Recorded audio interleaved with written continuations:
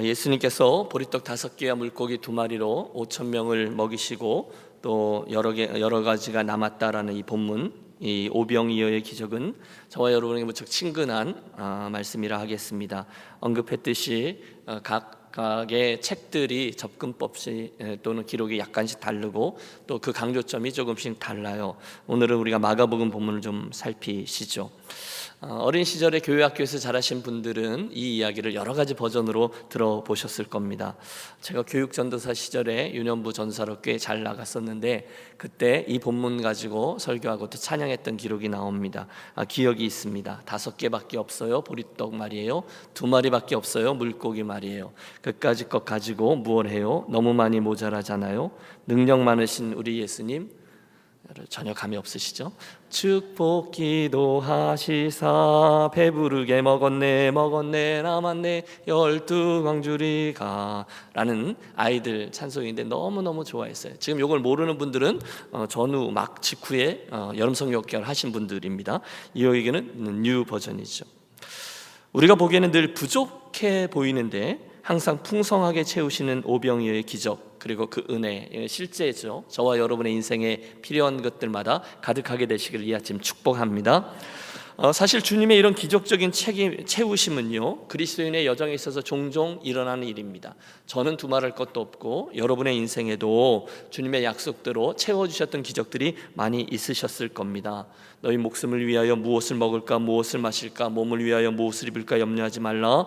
목숨이 음식보다 중요하지 아니하며 몸이 의복보다 중요하지 아니하냐. 공중의 새들을 봐라. 새들은 씨앗을 뿌리지도 않고 거두지도 않으며 창고에 모아들이지 않아도 하늘에 계신 너희 아버지께서 기르시나니 너희들이 새보다 귀하지 아니하냐. 그래서 채워주신다는 거예요. 이민자들인 우리들에게 굉장히 위로가 되는 말씀이죠. 어려운 시절 겪으셨던 분들 계실 겁니다. 갖은 고생해 보신 분들 계실 겁니다. 그때마다 주님의 이 말씀이 얼마나 큰 위로와 힘으로 다가오는지를 경험하셨을 겁니다. 문제는 우리 사람들이 간사해서 그때는 그렇게 아쉬워서 그때 하나님이 그렇게 좀 채워주시고 이건 하나님의 도우심이야 라고 할 때는 그렇게 감사하고 찬송하고 헌신하고 그랬는데 막상 상황이 조금 나아지고 배도 좀 덜 고파지고 숨도 좀 편안히 쉴만해지면 그때의 감사와 감격과 헌신을 종종 잊어버리곤 하더라는 것입니다. 저도 그래요. 여러분은 어떠십니까? 이 아침 저와 여러분 모두 다 그날의 그 벳세다 광야로 함께 나가보시죠. 어떤 일이 있었는지를 살펴보며 그 속에서 다시금 감사와 감격과 헌신을 되찾는 기회를 가졌으면 좋겠습니다. 또 혹시 이 말씀을 들으는 동안 오늘 저와 여러분의 형편에 주님이 오병이어의 특별한 은혜가 필요한 분들 간절히 사모하시고 구하시고 그래서 그 은혜를 체험케 되는 아침이 되시기를 소원합니다. 본문 34절은 이렇게 시작하고 있어요. 예수께서 나오사 큰 무리를 보시고 그 목자 없는 양 같음으로 인하여 불쌍히 여기사 이에 여러 가지로 가르치시더라. 가장 먼저 주목하는 것은 바로 예수님께서 그 무리를 보시고 느끼셨던 감정에 관한 것입니다. 그 목자 없는 양 같음을 보고 불쌍히 여기사, 예수님이 그들을 보시고 어떻게 여기셨다고요? 불쌍히 여기셨다는 거예요. 지금 이 표현을 위해서 사용된 헬라어 용어 불쌍히 여기사는 원어 뜻이요, 창자가 꿈틀거리다입니다. 여러분 무슨 의미인지 이해하셨죠? 예수님께서 그렇듯 당신을 목말라하며 찾아오는 영혼들을 보며 각종 병과 귀신에서 노인받기를 원하는 사람들을 보며 허기져서 배고파하는 그 영혼들을 보면서 창자가 꿈틀대는 것처럼 고통하며 불쌍히 여기셨다는 거예요. 여러분 바로 그 자리가, 그 모습이 저와 여러분을 향한 우리 주님 은혜의 출발점이라 하겠습니다. 다시 말해서 모든 기적과 은혜의 출발점에는 그런 나를 향한 하나님의 긍휼하심, 불쌍히 여기시는 마음이 자리하고 있다는 거예요. 아, 그렇군요. 일단 저와 여러분의 삶에 주님의 긍휼의 시선이 임하면 아이고 라고 주님께서 우리를 불쌍히 여기시는 마음이 생기시면 그 다음 이야기는 끝나는 것이죠. 다윗의 자손 예수여 우리를 불쌍히 여기소서, 그 소경들의 소리를 들으시고 주님이 발걸음을 멈추셨어요. 그러면 이미 문제는 끝난 것입니다. 늘 그랬습니다. 주님의 긍휼이 있으면 늘 그 다음에 치유와 회복과 부활과 축복이 임하게끔 되어 있어요. 그러므로 여러분 오늘 우리가 주님 앞에 나와서 벳세다 강야에 있는 군중이 되어 그것을 구하시죠. 주여 나를 불쌍히 여기소서, 주여 긍휼을 베풀어 주옵소서. 한번 따라해 주세요. 주여 긍휼을 베풀어 주옵소서. 그 다음에 우리들에게 필요한 건 여러 가지죠. 주여 제 영혼이 주립니다. 주여 제가 너무 교만합니다. 주여 제가 목이 마릅니다. 주여 제가 몸이 병들었습니다. 주님 저 배가 고픕니다. 등등. 주여 저를 불쌍히 여겨 주옵소서. 주의 긍휼을 구하며 나아갈 때 주께서 당신의 마음을 여시고 기적의 출발을 시작하실 겁니다. 시간이 흘렀어요. 저녁이 되었어요. 주님을 사모하여 나온 이들이 천국 말씀을 듣고 저자 직강 아닙니까? 하나님의 말씀을 듣습니다. 자연히 저녁에 배가 고파졌어요. 그런데 말씀을 잘 보면 이 오병이어의 기적은 뜻밖에도 제자들에게서 시작됩니다. 오늘 이 마가복음의 기록 말입니다. 제자들이요 슬슬 눈치를 보고 있어요. 분위기를 보아하니 자기들이 뭘 해야 하는, 자기들이 뭔 바가지를 써야 되는 형편이거든요. 그대로 놔두면요 솔직히 그 일은 버거운 일이잖아요. 사람들이 워낙 많았던 거예요. 그래서 그들이 선수를 치죠.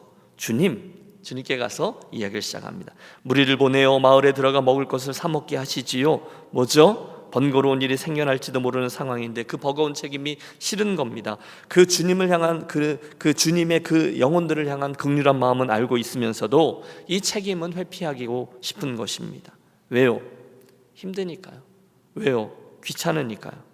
여러분 일하다 보면 이런 일들 많잖아요. 딱 눈에 보이잖아요. 이 일이 어떻게 펼쳐질 건데 그 일 중에 어떤 부분은 내가 감당해야 되는 건 알잖아요. 뭐 예를 들어 이 사람들에게 많은 먹을 것이 생겨서 사람들에게 나눠준다 할지라도 여러분 남자만 5,000명이라고 얘기했습니다. 그 많은 음식들을 가지고 가서 나눠주는 수고를 감당해야 되잖아요. 보통 일이 아니에요.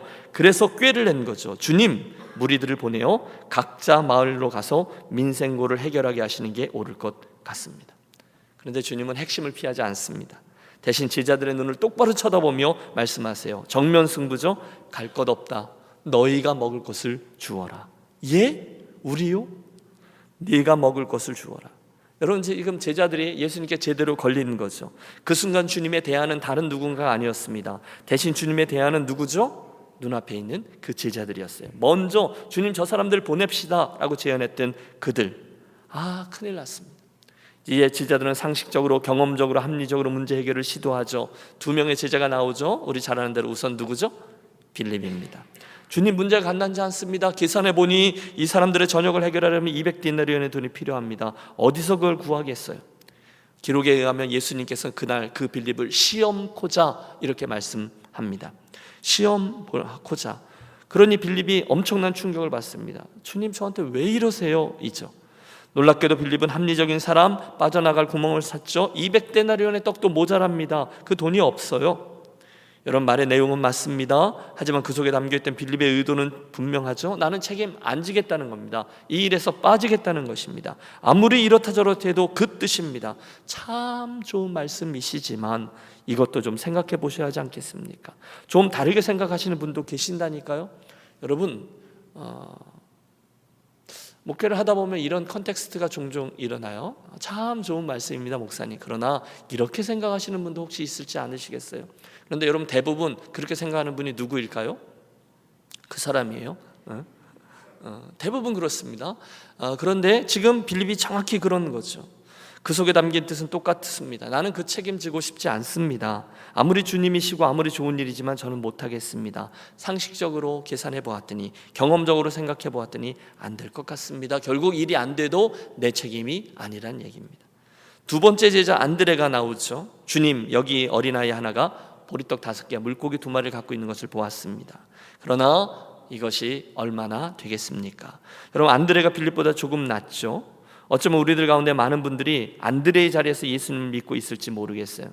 예수님을 압니다. 주님의 말씀도 틀림없이 맞을 것이라고 대부분 동의합니다. 그런데 보리떡 5개 물고기 2마리를 찾아내지만 막상 순종하려고 하다 보니까 이게 안 되는 거예요. 그걸로 이 많은 사람들에게 얼마나 되겠삼나이까. 주님의 말씀과 내 삶의 현장과 괴리감이 있습니다. 나름대로 노력합니다. 그러나 자신 없습니다.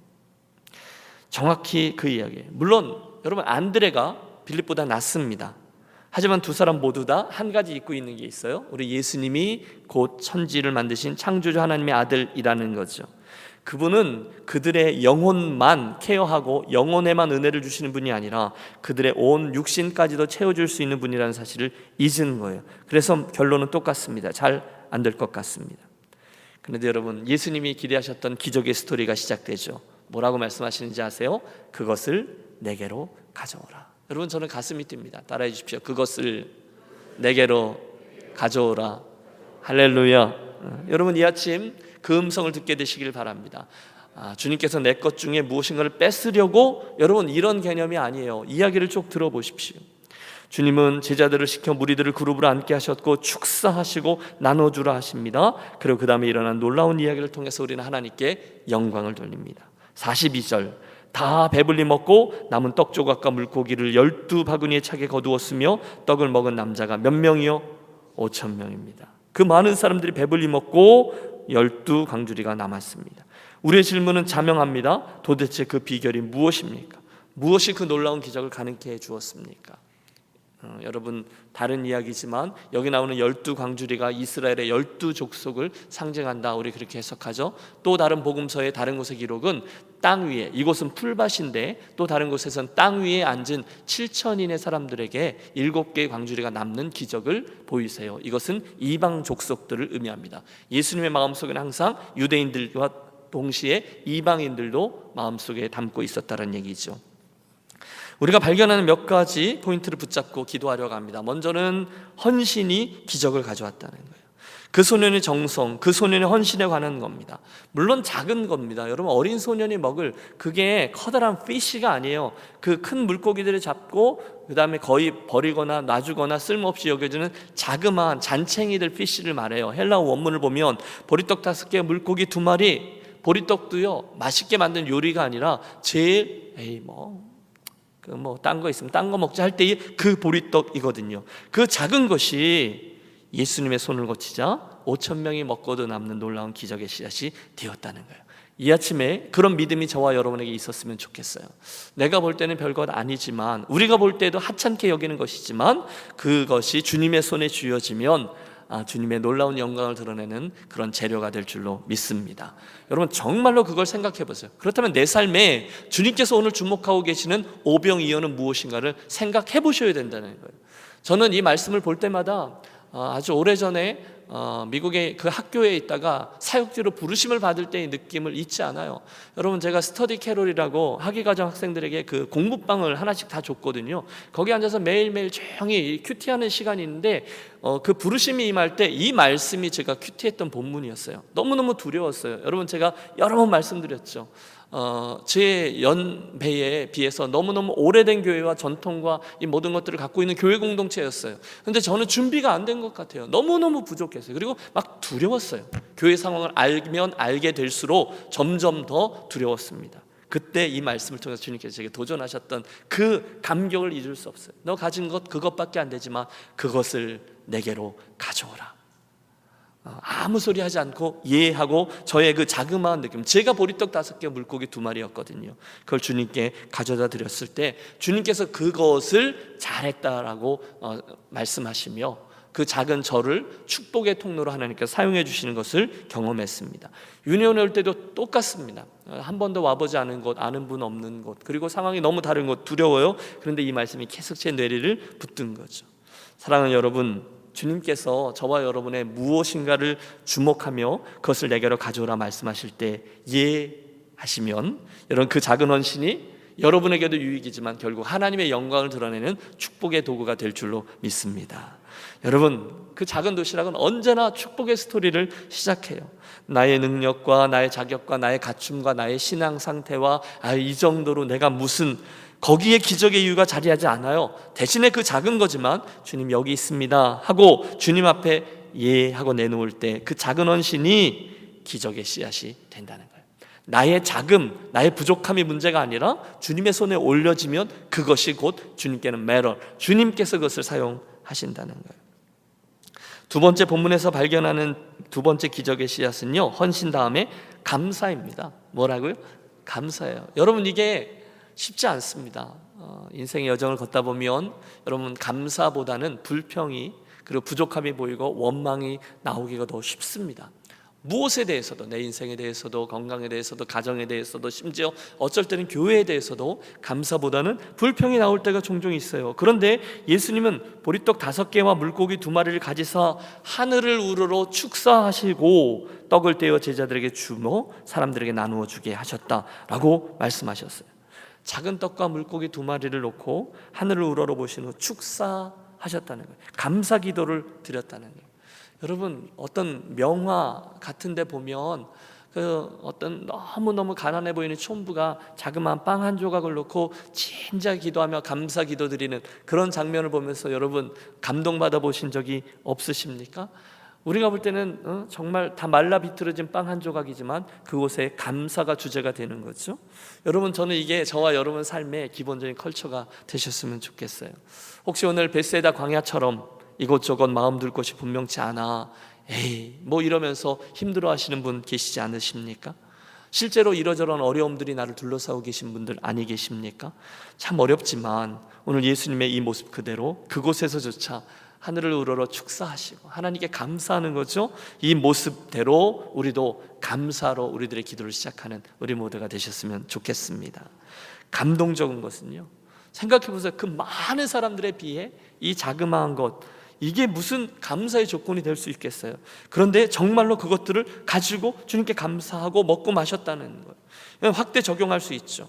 여러분이 가지고 계신 것, 저와 여러분이 누리는 것, 여러분 전 세계에 있는 사람들 중에 상위 5%, 3%의 것들을 우리가 누리고 있어요.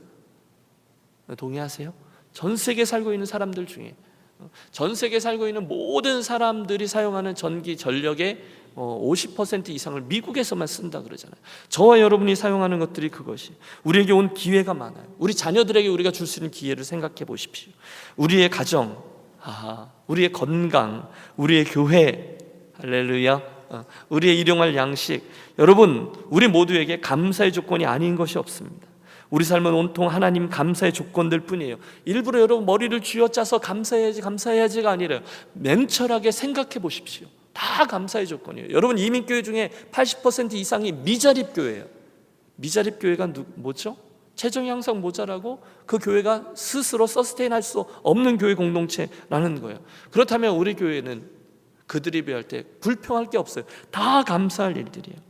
하박국 선지자의 감사를 기억합니다. 무엇 때문에 감사, 훌륭하죠. 그러나 그럼에도 불구하고 감사에 이르렀습니다. 그러자 그의 인생에 결국 찻대고 포대고 제일 마지막에 남는 게 뭐죠? 오직 의인은 믿음으로 말미암아 살리라. 진짜 신앙 고백의 주인공이 되었던 거죠. 여러분 기억하세요. 감사를 할지 불평을 할지는 내가 선택합니다. 그런데 그것의 결과는 하나님으로부터 주어집니다. 여러분, 가장 힘든 사람이 누군지 아십니까? 감사가 없는 사람이에요. 불평하는 사람입니다. 제일 대하기 좋은 사람이 누군지 아세요? 감사하는 사람입니다. 그 다음에 기적이 있어요. 무릇 있는 자는 받아 풍족하게 되고 없는 자는 있는 것까지도 빼앗기리라. 저는 이게 정확히 감사에 대한 말씀이라고 생각해요. 그러므로 여러분 앞에 것 다 제하고 감사하는 저와 여러분이 되시길 또 한번 부탁합니다. 감사하세요. 여러분 감사의 조건을 찾으십시오. 적어 내려가십시오. 그리고 우리 예수님께서 하신 것처럼 하늘을 향해 감사 기도를 올려드리시면 틀림없습니다. 저와 여러분의 삶에는 오병이어의 버금가는 하나님의 영광을 드러내는 역사가 시작될 것입니다. 하나님, 저를 이 땅에 있게 해주셔서 감사합니다. 하나님, 저에게 이런 가정 주셔서 감사합니다. 저희 아이들 때문에 감사합니다. 우리 교회 안에서 믿음의 길 가게 하신 것 감사합니다. 아멘 할 때까지 계속하는 거죠. 하나님, 일용할 양식으로 인하여 감사합니다. 동역자들 주셔서 오늘 사전도에 소풍 가는데 감사합니다. 감사할 일 투성이에요. 감사가 기적의 씨앗이에요. 헌신, 감사. 마지막 한 가지만 더 기억하고 싶은 것은 본문에 자연스럽게 드러나죠. 순종입니다. 이것 따라해 주세요. 순종이 기적의 씨앗입니다. 순종이 기적의 씨앗입니다. 여러분, 이 스토리 가운데는요, 순종이라는 패러다임으로 보면 발견되는 진리가 너무너무 많아요. 먼저는 어린아이의 순종이 있습니다. 예, 그것 좀 주님이 달라셔. 순종입니다. 그 다음은 주님께 그 음식을 발견해서 가지고 나간 제자들의 순종이 있어요. 이까지 것 가지고 얼마나 되겠습니까? 그러나 주님께 가지고 나갔습니다. 그 다음에는 그 음식을 나누어 주라 하신 예수님의 말씀을 듣고 그 음식을 정말로 나누어 주었던 제자들의 순종이 있습니다. 여러분, 예수님께서 사람들을 무리를 지어 앉게 하라 하셨을 때 제자들이 정말로 그렇게 했어요. 그때 제자들이 무슨 생각을 했을까요? 도대체 저 양반 무슨 생각이실까? 그랬지 않았겠습니까? 그런데도 그들이 예하고 여러분 주님께서 무리를 지어서 앉으라 하십니다 라고 말씀하고 그 일을 합니다. 그 다음 음식을 떼어주라 하세요. 떼어줍니다. 이해했어요. 그러자 어떻게 된 건지 설명이 안 돼요. 우리가 물리학을 얼마나 알겠어요. 그러나 자기도 모르는 사이에 놀라운 일에 참여하게 되었어요. 성경 속에서 순종을 통해서 하나님의 놀라운 일을 맛본 이들의 리스트는 끝이 없습니다. 아벨, 에녹, 노아, 아브라함, 이삭, 야곱, 요셉, 모세, 여호수아, 갈렙, 끝이 없습니다. 순종할 때 예하고 그분이 주님이시니까 순종해 나가면 그것이 기적의 씨앗이 되더라는 거예요. 자, 이 설교의 결론을 향하면서 우리 단순히 적용해 보겠습니다. 우리가 얻는 영적인 진리들이 무궁무진합니다. 그런데 좀 엉뚱하지만 저는 그날 예수님께서 다른 이적들과도 동시에 많은 사람들의 배고픔을 채워주셨다라는 사실이 굉장히 인상적입니다. 오늘은 그걸 생각해 보시죠. 여러분, 오늘 우리가 경험해온 세상, 한국하고 미국이죠. 다른 데 갔다 오신 분도 계시긴 하죠. 아르헨티나 갔다 오신 분들도 계시죠. 그런데 그것 자체가 은혜라는 거예요. 훨씬 더 가난한 나라들보다 상대적으로 여러분 우리들이 먹고 사는 일에 대해서 형편이 좀 나은 편이죠. 여러분 동의하시는 거예요? 여러분 제가 통계를 갖고 말씀을 드리는 거예요. 전 세계의 3분의 1이 되는 나라 사람들이 3분의 1입니다. 하루에 $2 이하의 삶을 살고 있습니다. 그들이 사용하는 모든 것들이 $2 이하예요. 이 말인즉 저와 여러분들은 그 형편들보다는 좀 낫기 때문에 그래서 그런지 종종 교만한 말을 할 때가 있어요. 미국인데 뭐 어디를 가면 못 먹고 살겠냐, 내가 열심히만 하면 되지. 일면 맞는 말입니다. 성실하면 돼요. 하지만 이 오병이어의 사건을 보면서 저는 심지어 이 먹고 사는 문제까지도 실은 우리 하나님에게로부터는 축복이라는 것을 다시금 기억하고 싶습니다. 여러분 잊지 마세요. 여러분 우리가 크레딧 카드 가지고 있고 통장에 잔액이 있기 때문에 돈만 주면 마음대로 골라 먹을 수 있는 것들이 너무너무 많아요. 여러분 몰에 가보세요. 푸드코트 가보세요. 너무너무 많아요. 여러분 좀 여유 있으면 비싼 음식 먹으면 되고요, 좀 수수하면 저렴한 음식 먹으며 살면 됩니다. 하지만 그렇다 보니까 우리가 착각하는 게 있어요. 내가 이것저것 골라 먹고 누리다 보니까 매 끼 때마다 이건 하나님의 은혜로 내가 오늘 먹고 살 수 있구나라는 것을 나도 모르게 잊어버릴 때가 있습니다. 여러분 어떠세요? 그런데 이 오병이어의 기적 이야기는 우리로 정신을 번쩍 나게 해줍니다. 벳세다 광야, 빈들과 같은 인생길에 결국 우리 하나님께서 은혜를 주셔야만 우리가 먹기도 하고 입기도 하고 하는구나. 동의하십니까? 은혜가 있어요. 하나님의 은혜가 있어야 먹기도 하고 입기도 하고 살아갑니다. 가장 기본적인 은혜조차도 사실은 하나님 아버지의 축복이라는 것을 우리 기억하고 싶습니다. 어떤 경우에든 우리가 교만해야 될 이유가 전혀 없어요. 자, 이제 우리 함께 묵상하고 함께 기도하겠습니다. 사랑하는 유년 가족 여러분, 우리에게 너무너무 친숙해서 벳세다 광야 이야기하면 그 이야기, 그리고 넘어가기 쉬운 오병이어의 기적 이야기. 여러분 이 아침 우리가 어떤 은혜를 붙드셨습니까? 세 가지를 제안합니다. 가장 먼저 광야로 나온 백성들을 긍휼히 보시고 기적을 베풀어 주신 주님을 보면서 우리 인생의 기적과 은혜는 그분의 긍휼하심에서 시작되는구나 기억하면서 우리 겸손히 그분의 은혜를 구하며, 겸손히 주님 저를 불쌍히 여겨 주십시오 구하며 나아가겠습니다.